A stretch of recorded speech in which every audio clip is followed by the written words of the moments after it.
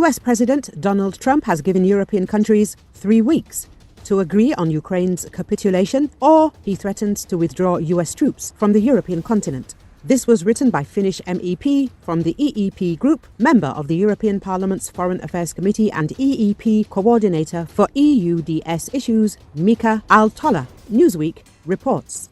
The US has given us 3 weeks to agree on the terms of Ukraine's surrender, Aaltola said, referring to a processed peace deal aimed at ending the war in Ukraine. He added that Trump is threatening to withdraw US troops from Europe if this is not done. He didn't provide evidence for his claims. NBC News, citing US officials, reported that Defense Secretary Pete Hegseth told Ukrainian officials in a closed-door meeting that Washington may significantly reduce its troop presence in Europe.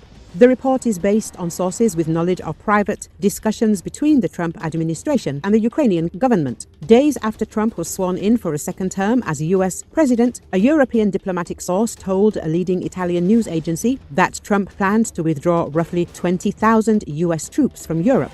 The source told ANSA that Trump aims to reduce the American military presence on the continent by about 20% and intends to demand greater financial contributions from NATO allies to cover the costs of maintaining the remaining forces. The diplomatic source said Trump wants other NATO member states to pay up, as US troops there are a deterrent, so costs should not be borne only by American taxpayers. Trump has long pushed for NATO members to ramp up their defense spending to 5% of their gross domestic product, up from a target of 2% set in 2014. Trump has said he wants to swiftly end the war, and he said he could meet with Putin this month to discuss the matter. Speaking with the BBC in remarks published Thursday, Trump said he believes Russia holds the upper hand in any negotiations as Putin's forces have taken a lot of territory.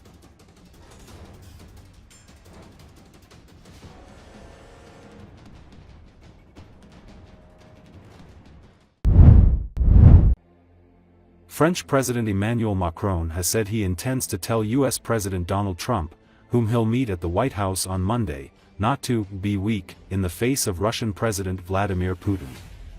What I'm going to tell him is that you can't be weak in front of President Putin. It's not you, it's not your trademark, it's not in your interest, Macron said as he answered questions on his social media page on Thursday. How can you be credible in front of China if you're weak in front of Putin? If you let Russia take over Ukraine, it will be unstoppable for Europeans, for everyone, he added. According to Associated Press, Macron said Trump creates uncertainty because he wants to make deals, but he said he felt this uncertainty was a good thing for Europe and Ukraine. Donald Trump comes in with a new administration and the Russian president looks at him and doesn't know what he's going to do and he thinks he's capable of anything, Macron said. That creates uncertainty. Well, this uncertainty, it's good for us and for Ukraine.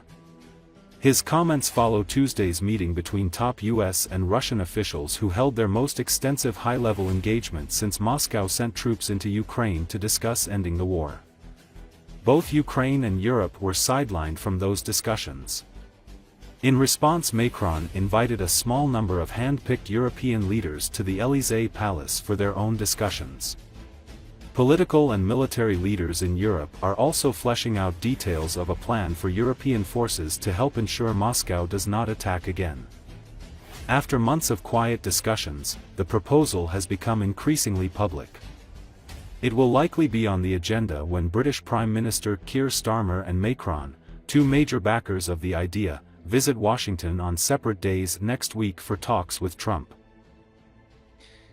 Au fond, c'est pour ça que je vais dans quelques jours à Washington. Le maître mot, c'est incertitude. Donald Trump, il crée de l'incertitude chez les autres, parce qu'il veut faire des deals, trouver des accords. Et donc le Donald Trump qui crée de l'incertitude pour Vladimir Poutine, c'est une très bonne chose pour nous. Et en vrai, c'est ce qui est en train de se passer. Donald Trump, il arrive avec une nouvelle administration, et le président russe le regarde et il ne sait pas ce qu'il va faire. Et il se dit, il est capable de tout. Ça crée de l'incertitude. Eh bien, cette incertitude, elle est bonne pour nous et pour l'Ukraine. Et donc, moi, je suis aujourd'hui raisonnablement inquiet, parce que la situation est inquiétante, mais elle n'est pas inquiétante. Le président président Trump, elle est inquiétante parce que la Russie a déclenché cette guerre et que la Russie est armée jusqu'aux dents et à nos frontières. Mais j'essaie de gérer cette incertitude pour nous. Et donc en gardant l'unité de tous, des Européens et des alliés, mais en allant aussi essayer de le convaincre qu'en fait, son intérêt est le même que le nôtre, quoi qu'il pense. Et donc ce que je vais faire, c'est je vais lui dire, au fond, tu peux pas être faible face au président Poutine. C'est pas toi, c'est pas ta marque de fabrique. C'est pas ton intérêt. Comment ensuite être crédible face à la Chine si tu es faible face à Poutine? La deuxième chose, je vais lui dire, si tu laisses l'Ukraine prise, la Russie, elle sera inarrêtable pour les Européens, pour tous, mais elle sera non seulement encore plus forte, elle continue d'investir, mais elle va récupérer l'Ukraine et son armée, qui est une des plus grandes d'Europe, avec tous nos équipements, y compris les équipements américains. C'est une faute stratégique, énorme. Nous voulons la paix, mais on ne veut pas un cessez-le-feu qui soit une capitulation de l'Ukraine, parce que ça c'est dangereux, et ça on sait que ça conduirait à une Russie qui va plus loin, on l'a déjà vécu. Moi je l'ai vécu, j'ai eu à le suivre. Donc on veut les conditions, une pression suffisante, une exigence à l'égard de la Russie et de l'Ukraine pour qu'on ait une paix durable, qui soit compatible avec le droit international, qui ne soit pas négociée sans les Ukrainiens, parce que c'est pour eux, où les Européens soient autour de la table, parce que c'est notre sécurité collective, et qui nous donne des garanties solides pour l'avenir. 2, nous, Européens, on doit augmenter notre effort de guerre. Pourquoi? Parce qu'il y a du doute, il y a du trouble, parce qu'on a cette situation d'accélération et de la menace russe. Aujourd'hui, on équipe, on fournit des armes, on fournit des avions, on entraîne, etc. Mais comme vous le savez, nous ne sommes pas engagés. On n'a pas de combattants. Et aujourd'hui, nous ne comptons pas envoyer de combattants en Ukraine. On compte plutôt essayer de trouver cette négociation et de prendre le président Poutine au mot, revenez à la table des discussions, négocier une vraie paix durable. Par contre, ce que nous n'excluons pas, mais dans un cadre planifié, avec nos alliés, c'est de pouvoir avoir des forces qui, une fois la paix négociée, pourraient contribuer à garantir la sécurité de l'Ukraine. Russian dictator Vladimir Putin disgraced himself by publicly telling about the breakthrough of the Russian armed forces to the Sumy region. This operation turned out to be a failure. The Russian sabotage and reconnaissance group was destroyed. The Russian Z Resource Northern Channel, which is associated with the Russian armed forces, spoke frankly about this. He accused the commanders of the Russian armed forces of setting up Putin. According to Z Channel, there have been several attempts to break through the border into Sumy Oblast recently. None of them were successful. The fighters of the 83rd Brigade have been visiting Sumy Oblast relatively regularly over the past month. In mid-January, 10 of our fighters were captured there, then actively distributed this video. Recently, they also went to Zuravka, which is 400 meters from the border. The guys did not return from there. Our group of the 83rd Brigade entered Sumy Oblast and was destroyed, the Russian resource wrote. He specified that the 83rd Assault Brigade of the Russian Armed Forces was tasked with breaking through to Sumy region and cutting off the Ukrainian Armed Forces logistics routes to Sudza on February the 15th to the 18th. The task was not completed. At this very moment, the 810th Marine Brigade north of Guevo is conducting an assault. This is a real setup. The Marines were pretty badly battered, but they were also transferred to that area. Nothing good can come of this. What are they reporting to the president?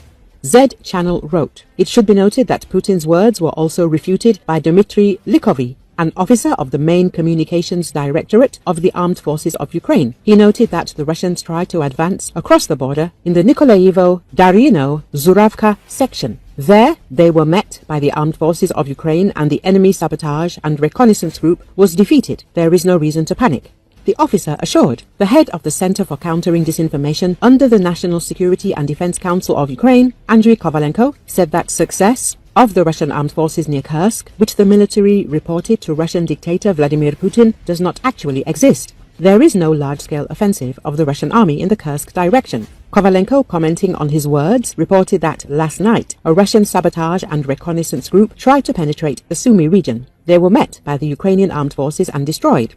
He specified that enemy sabotage and reconnaissance groups regularly attempt to break through the border. The Ukrainian Defense Forces now have to fight them. A group of Russian troops that would be capable of carrying out a large-scale offensive on Ukrainian territory does not exist at the moment. Putin's information about a large-scale offensive by the Russians is a lie, the head of the center assured.